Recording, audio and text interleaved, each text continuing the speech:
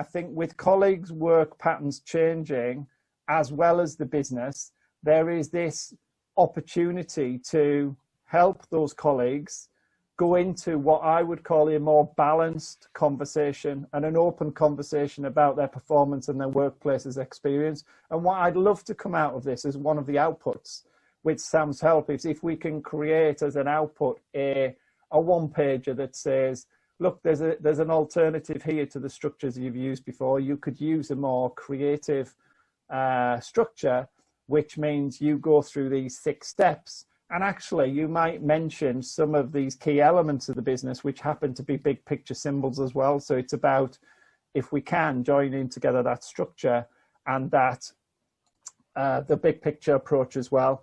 So, yes, I'm a corporate and brand storyteller. I call myself a data storyteller. I've got a speciality in helping companies, brands, charities, government departments to communicate more effectively and fundamentally to talk human, to talk in a human way. Worked for about 25 years in PR consultancy. I started life as a classicist. I was no good at mathematics at school. I was badly taught mathematics at school, like so many of us. And so I went towards the things that I could do, which were Latin and Greek. And that was my first degree. And I learned a lot about story and story structure and how to tell stories. I then went out into the world of consultancy. In the world of consultancy, a PR consultant for many years. After about a dozen years, I thought there has to be more to life than 12 different types of Flora Margarine and Barbie. And so went to see a vocational psychologist. Those were my clients. Went to see a vocational psychologist who said, oh, you like psychology? And I was a bit of a literal person in those days and went back to school and became an experimental psychologist and suddenly found that I had to manipulate data. I had to collect data and manipulate data and tell stories with it. So I had come from this storytelling structure, and I'd had Latin and Greek and English and Sanskrit as my languages. Suddenly I had statistics, this marvelous new underpinning. I went back out into the world of consultancy, and for the last 7 years I've been running my own business called Insight Agents, data storytelling business, training business, writing books on data storytelling and insightful thinking. So the slides I want to share for you are simply these. Can you see my screen, people? Yep. You got my screen? Yep. Yep. Okay, so story and story structure is the way that we navigate the world, the way that we make sense of the world. And this is true of the world of work, absolutely, as it is outside of work. So in terms of bringing one's whole self to work, actually story structure is what we use as infants. Look in the top left. We've got infants at circle time, listening to a story of heroes and heroines. The Latin, I mentioned I was a classicist. The Latin word for fireplace is focus. When we sit around the fire, think of the stories that come out. Dropping down, we have office gossip. I understand that some offices are well lubricated on office gossip. So-and-so is doing so-and-so with so-and-so. Stories and story structure, how we make sense of the world, the box sets that we consume. And then bottom left, we have the Jama El Fana, the main square in Marrakesh, where this guy in the blue jalaba and the blue and white hat comes every night to tell, I speak now Arabic, so I don't know what he's telling, but let's say it's Marrakesh EastEnders. Story structure is the way that we navigate the world, the way that we make sense of the world. The golden thread that goes through our stories as colleagues, as employees, as bosses, making sense of the way that we behave and the impact that we can have. Last thing here, before stopping sharing screen, the art of story, invented, written down first of all by Aristotle, the Greek philosopher, Act 1, Act 2, Act 3. This fundamental, he called it the thesis, the antithesis, and then the synthesis. This fundamental structure is what underpins all great all great box sets, all great episodes of box sets, all great movies, all great novels, novellas, all great business presentations, all great performance reviews. We have a setup, maybe an act of confrontation and a resolution. In movies, the first turning point is known as the inciting incident. And then we have this confrontation, and ultimately we get to climax and then resolution. Okay, so that's where I come from. Now, a tool that I use a huge amount in a whole variety of settings, And I think we're going to have fun with it today. And it's really interesting. Mark and I have been talking about the way that you know, your symbols, the way we pick symbols, can map onto this. A structure that I think is incredibly valuable is the structure that Pixar, who, let's face it, they are one of the world's best storytellers these days. They've made 25, 26 movies. They've probably made the only perfect trilogy in movie history in the form of Toy Story. Maybe they went too far with number 4. Clearly, The Godfather was not a perfect trilogy. Godfather Part 3 didn't quite work. But Pixar have this 6-cell pitch to tell a story that I think can be really useful about capturing one's own personal journey, where you are today in an organization, in your career, maybe where you might want to be some time from now. And the 6-cell pitch is this: once upon a time, every day, then one day, because of that, until finally. And the great thing about this is that it allows humanity and character and challenge and success. In this case, absolutely technology, but money in, money out. But Pixar will not allow a movie to be made if it cannot be fulfilled in this story. So once upon a time, there were 2 college dropouts called Steve Jobs and Steve Wozniak, who burnt the midnight oil in their parents' California garages. Every day they beavered away. And you know, we can express purpose very easily in this structure. They beavered away trying to create computers to help the little guy compete with the man. That was Apple's founding purpose. They also expressed it as to make computer manuals irrelevant and ultimately to invent the bicycle of the 20th and 21st century. Then one day, they created the Apple I. This is the first computer they made in 1976, and they sold 200 of them for the enigmatically evil number of $666. They sold 10,000 times that many of their second computer. Because of that, they ensured that Apple became one of the most innovative and empowering creative companies in the world. Because of that, Apple now sells 20 million Macs, but 10 times that number of iPhones each year, a full decade after Jobs' death, until finally, and this happened in August, Apple became the world's first $2 trillion company. What on earth can that mean? What that means is that's worth more than every company on the Financial Times Share 100 index. Not bad for 2 college dropouts. So a sense of time encapsulated in the Pixar pitch. Yeah, and on that, Sam, to what I'm reading into that, to develop it a bit, a theme and connection, and you threw a few breadcrumb trails in there for me, and you've highlighted some of the key numbers. Is what strikes me is there's a lot there about people. It's a people story, so there's maybe something about the team. What is surprising, my biggest takeaway from that, even from genuinely listening to this story for the first time today, is it's about purpose, more about it is about technology.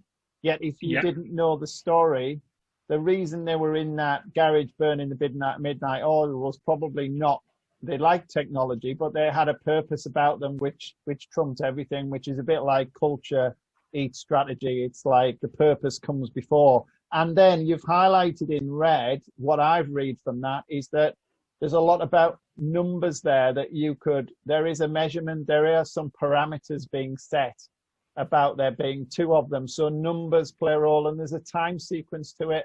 So because of the mood I'm in today, I'm unpacking this and understanding a business story using some of the key elements that I'm familiar with. So I'm warming to the theme that there are some key elements that we are focusing on as we tell a business story. And my thought is, how might that work in a personal performance story? Are those all fair observations, or am I overthinking it? No, they are more than fair observations. And when we've been talking in the lead up to this, we kind of think, well, you know, we've got 2 worlds here. We've got an interest in what one another does. Can they be made to work together? I think they absolutely can. The reason that I've highlighted those numbers is, as I say, if you pin me against a wall and say, what is it that you do? I will tell you that I am a data storyteller. There's quite a lot of data in here, but I think it's judicious use of data and measurement, not over the top, not every single performance metric about the what is it now, 70, 80, 90, the 50, near 50-year history of Apple.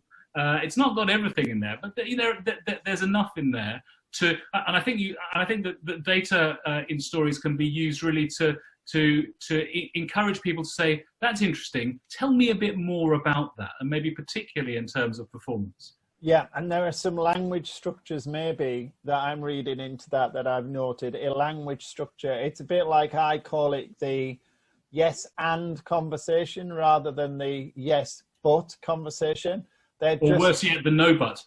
Well, exactly, and it makes you say something that maybe stops someone doing something, in the body language, and the folded arms goes up. So at this point, I'm just going to open it up to Tunch, Lisa, and Hugh. Is there anything at this point where Sam and I have done a bit of prep on this, so we know this, and we're quite excited about this combination. But maybe Tunch, Lisa, and Hugh could give a different aspect. Is this kind of known to you? Is it new in respect to the business? Just any thoughts you might have?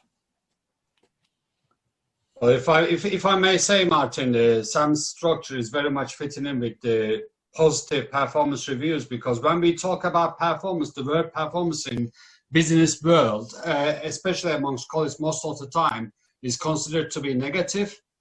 Whereas through this structure, which I believe fits in very well with our icons on the big picture as well, it opens up opportunities for the colleagues to buy in through seeing the strengths and actually developing, maximizing on their strengths.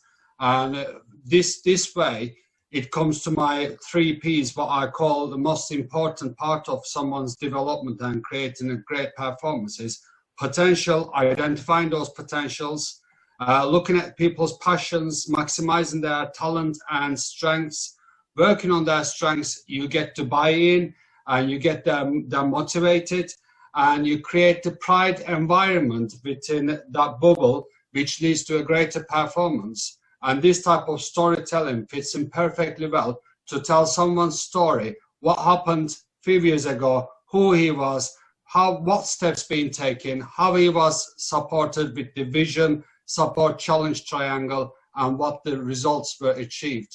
So yeah, that's excellent. Thanks, Tunch. And what you've said, and I'm being really, I'm critiquing myself and my understanding as I'm going. If I had to score those 3, the potential, the passion and performance, if you take passion, by activating the colleague to tell their story, what you are more likely to do in more circumstances is ignite that passion. Because I think when I looked at those pictures Sam was showing earlier, particularly the one of the villagers sat around a fire or focal point, is, I guess the big thing that people are drawn to is that there is some passion and some enthusiasm. And we know what that feels like, because when we are with people who speak with passion, I always find my mood lifting rather than reducing. And therefore the passion, and then I guess the potential is a bit more of a spotting their talents and competencies a little bit. But if I had to pick one, I would pick passion first. So I'm really keen to get into an example. I'm glad it's a subject that appears to have itself some energy, and I love this structure. And whenever I see a story, it's like you could judge your day on how many good stories you've surrounded yourself with. And if you're surrounded by good stories, then that makes you happy and satisfied more often than not. So we'll move on, if that's all right, Sam, on to your next slide. Go ahead. Okay. Oh, I was going to say something, but that's fine. You carry on, Martin. Yeah. Okay. No, Hugh will come in because I've just flicked to the next one. Go on. Give me your point.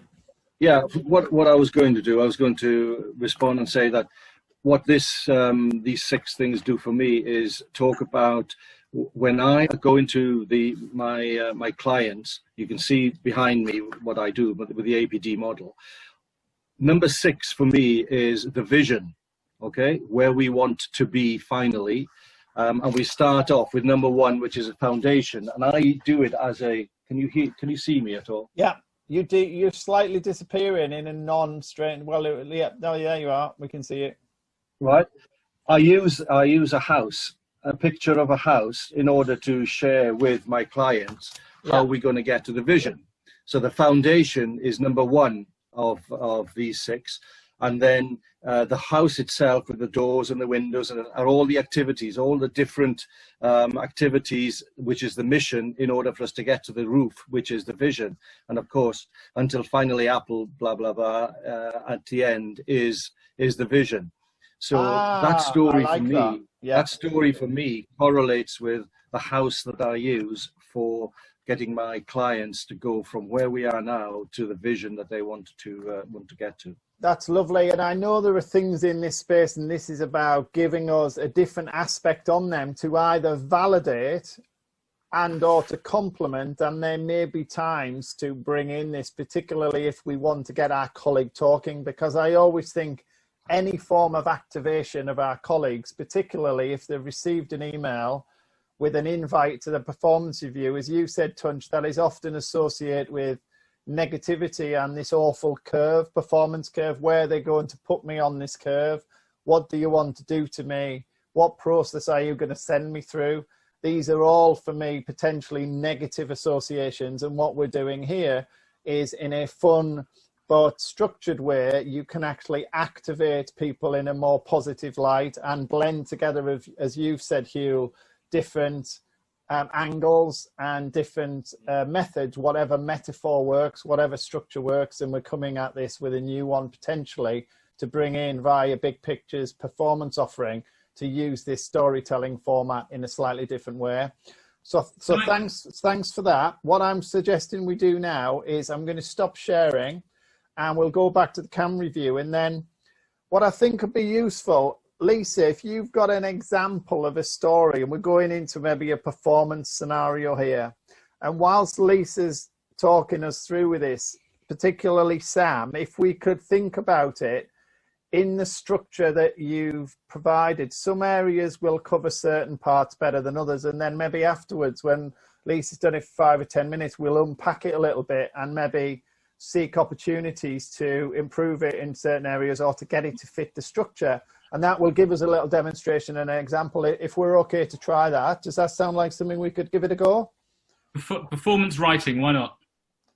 Brilliant. I'll get some paper. Yeah, fantastic. So Lisa, thanks for sharing this thought. Just a little introduction to the team, if you may. They may not know you as well as I do. Okay. So I worked until fairly recently for local government. I've been in sort of public sector for a little while now. 10 days before the global pandemic and shutdown, I handed in my notice without realising quite what was going to happen, and have started my own business. So the performance review thing is something that was very important in the past. Not so important now because I only review myself. So it might have been actually quite interesting. It would be nice to think that at some point in the future, the story that you've just told of Apple with 2 dropouts working in the garage, I have been, during the good weather, been working in the summer house in the back garden. So I like to think that somebody one day might be using that tale for how to do business, but we'll see. So just thinking about a sort of performance review situation, and where I've gone into review my performance over a given financial year, and have had to consider things that have happened, things that have worked well, things that might not have worked so well. So the thought that I had was over delivery of some infrastructure schemes in Leeds. They actually went really well in terms of had to be a very, very quick start to get things through business cases and onto site and delivered, because we were given a very short funding window by central government. My performance is based on the amount of money that I spend for the outputs given. So it's about actually getting these things on site, but also how much money goes out in each financial year. It was very successful in that we had some really amazing schemes that actually came on board. If you walk around Leeds city centre now, you walk along the hedgerow, into City Square. You see the huge amount of work that's going on, really, really exciting transformational stuff, and it's going to be continuing for the next couple of years. And some of the stuff that we've actually managed to get onto site and delivered is just fantastic. So proud of it. The problem that I had, that I identified, is that I'm judged on spend targets, or was judged on spend targets. And while I focused very much on getting these things to site, we had a bit of an issue with the spend in that we didn't have some of the funding agreements in place. So we weren't actually able to pay the grants out because of the lack of funding agreements. And I think really what I'd done is underestimated the amount of time that it would take for the legal teams to actually get the right documents in place. So it was really a challenge getting the legal teams on board after we'd had the sort of confirmation that we were all right to go ahead with the schemes. And in hindsight, what I should have done is started the process sooner with the legal agreements and actually had the funding agreements ready to go at the point that we got confirmation of spend, and then we could actually press the button and get on with it. We've sort of been playing a bit of catch up with it. So even though if I look back on the year and say, well, actually it was really successful because it was very challenging. We had obviously the COVID situation to deal with. We've actually managed to achieve a huge amount in a very short space of time. However, if you looked at it in black and white in terms of what my outputs were and what I could be judged against, I think it was sort of disappointing in that I felt like I'd almost, I wouldn't say let the team down is probably a bit too strong a word, but it didn't look so good on paper as it was in reality because I hadn't quite followed through with the funding agreement situation. It was a lesson learned. I always like to think that you follow the story process, and it's really interesting to see the sort of suggestions that you made in the flow charts. But for me, there's the extra step at the end is you look back on that story and you say, what was good about it? What could we have done better? And you've got to learn from these things and actually then improve. So the improvement that has been made since then is that the team now start the process sooner, so that the funding agreements are in place. So as soon as things go onto site, we can actually start doing the spend profile as it was intended. But you know, I'm wearing my tap dancing shoes, my imaginary tap dancing shoes. I'm actually standing in bare feet in my office. I think it's a structure that can absolutely be made to tell the story of how you confronted challenges. So you talk, there's a fundamental challenge that you talk about resolving, Lisa, in that role. And that fundamental challenge is that you hadn't, as I understand it, I'm ignorant of the world in which you work, apart from having to deal with it as a punter. But I've been around a bit, so I can imagine. But you talked about you needed to change the process such that you got the legal teams on board earlier in that process. So you could either tell the story twice, and you could tell the story, or you could tell the story of how you had been required to demonstrate value for money. You were judged on spend targets, and that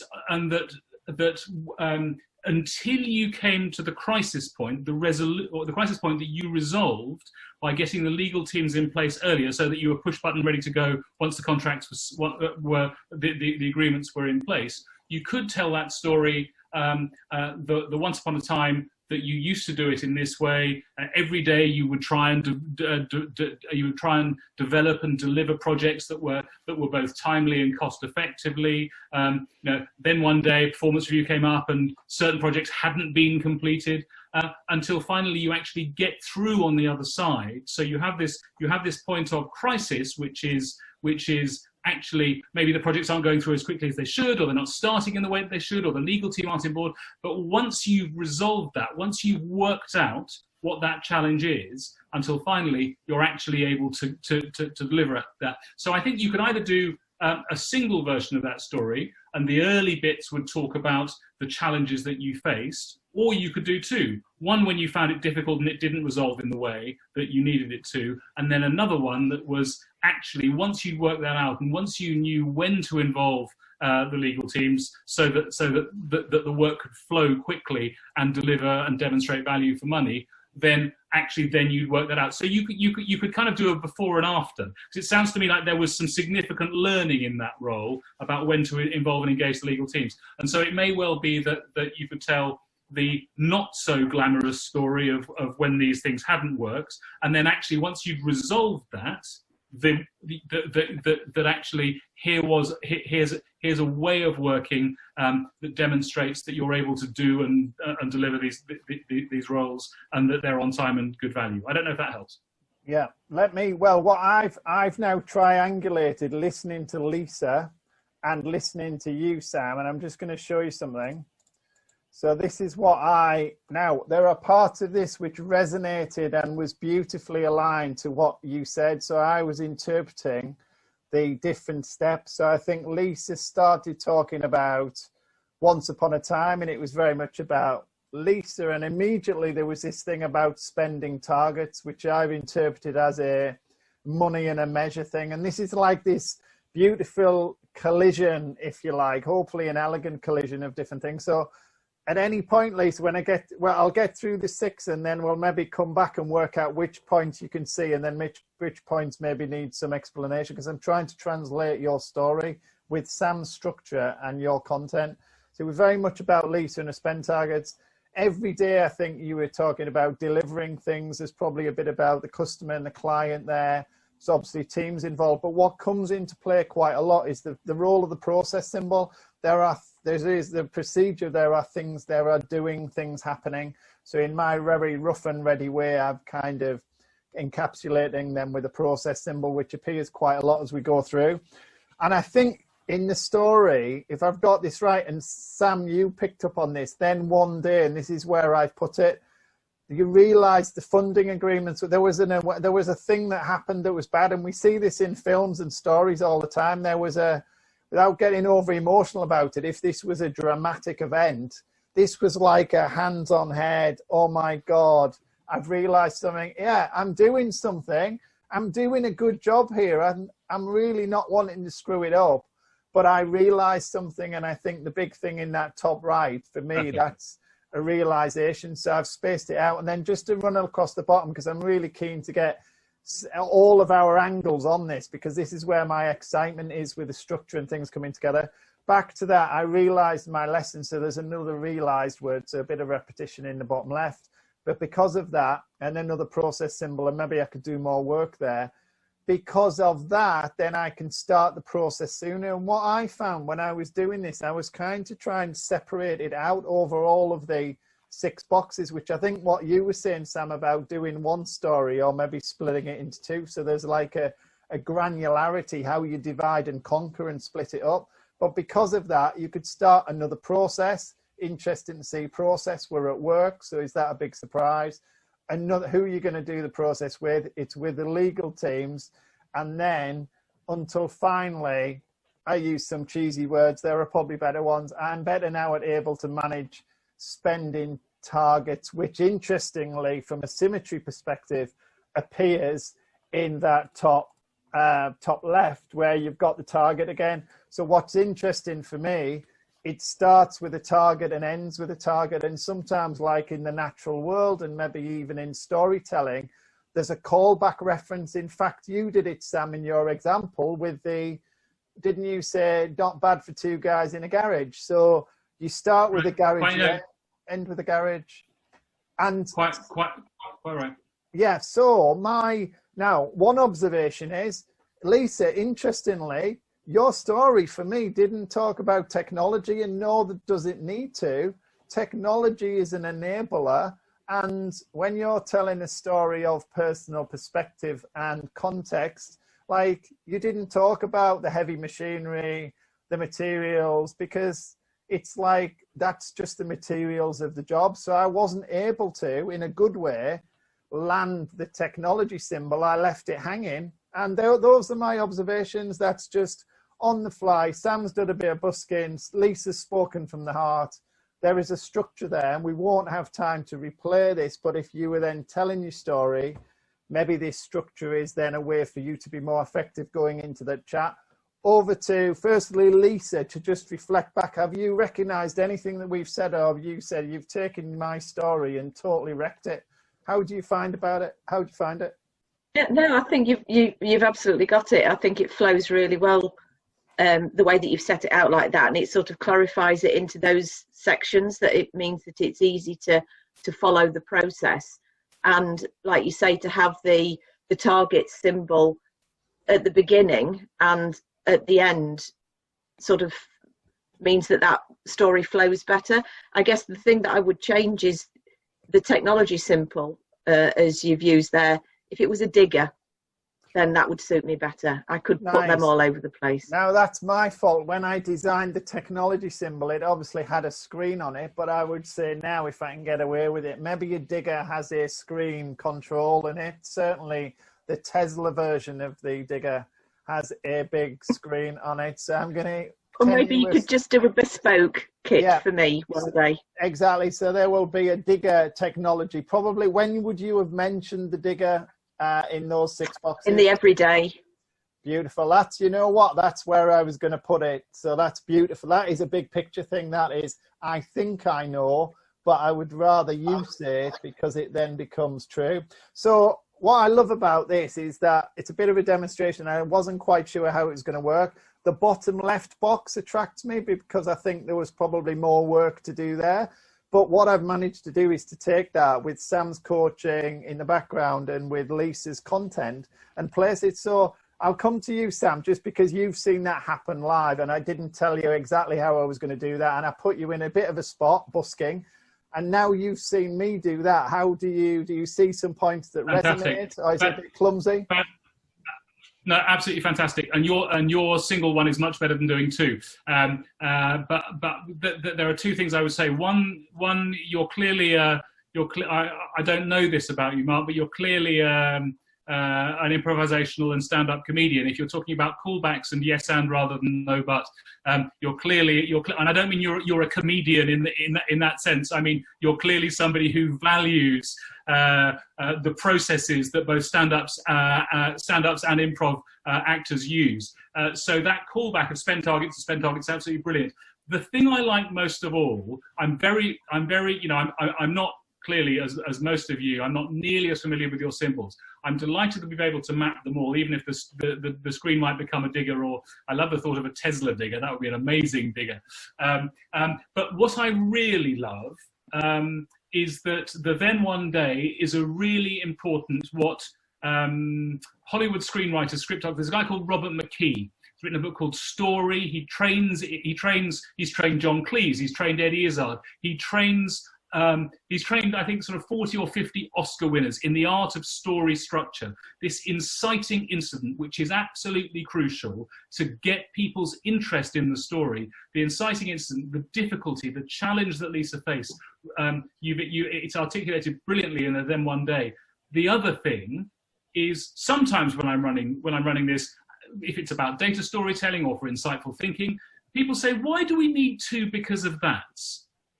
And it's absolutely, for Pixar, it's absolutely vital that they have because of that. And I put the because of that, the second one, in italics, because I want there to be a different intonation. Because of that. So the inciting incident happened, this allowed you to do something, and then it really effected great change. And Sam, when I was placing the symbols, and if I was preparing for this, if you can see me on screen, I'm pulling my hands apart. What I was taking is that magical moment, and the structure encouraged me, forced me to pull it, to stretch it out, to turn it into a realization moment.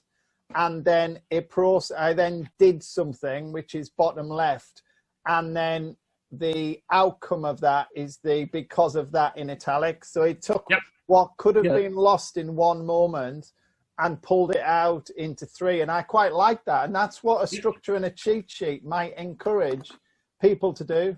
And the beauty of any structure, but the beauty, I think, of this storytelling structure is it forces you to make decisions. You know, the definition of strategy, it's just as important about you choose what not to do as what you choose to do. So some people in prospect feel that a rigid structure is going to make them less free. What this, as many other good structures do, is to liberate and to enable and empower you to tell your story. Yeah, lovely. Now I'm going to finish off in the time. Because of that, as a result of that.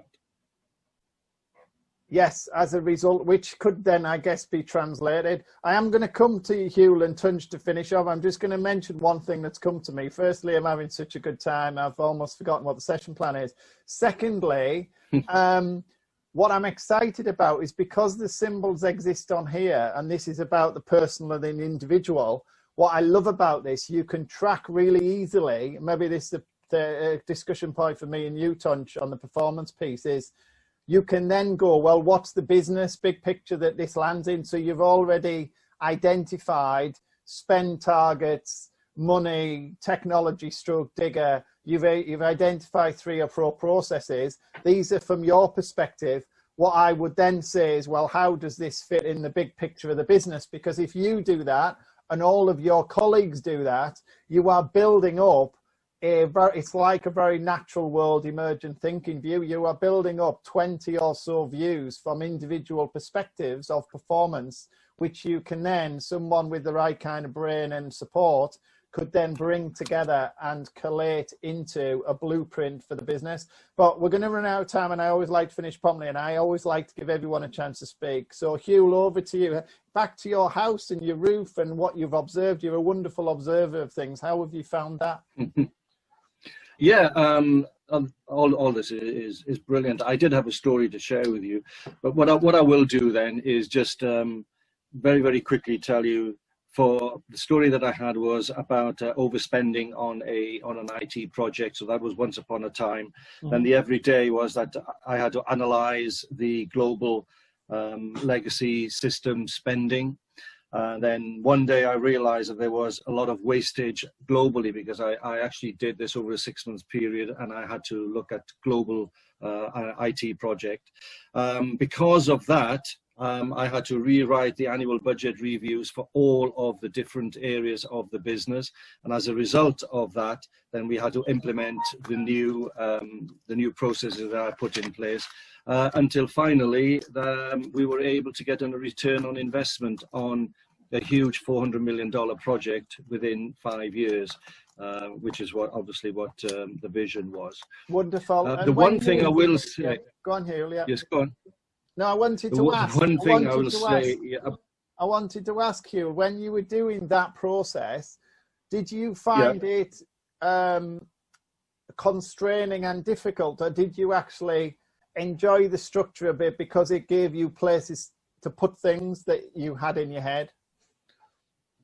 Well, the hardest thing was dealing with the people who had put down all of the information on their own systems, and I had to find that because they knew, because it was all to do with money. We're talking about a huge amount of money that was being wasted for a business, and I had to find out where that money was going. And of course, you'll realize that people don't always want you to find out what they're spending the money on. So that part of the project was very, very difficult, because I had to dig really deep and do quite a lot of investigative work in order to find that. But the final thing I'll say is, as far as the storytelling and everything is concerned, what I always find most interesting is that in the 6th place, where it says until finally, I take that, I'm a golfer, and I take that as the 18th green. And I walk back from the 18th green to the first tee in order to try and find out how the story will be written. So I go backwards across that from until finally, until once upon a time, and then I start the story. And it always looks different when you go from backwards rather than looking forwards. That's beautiful.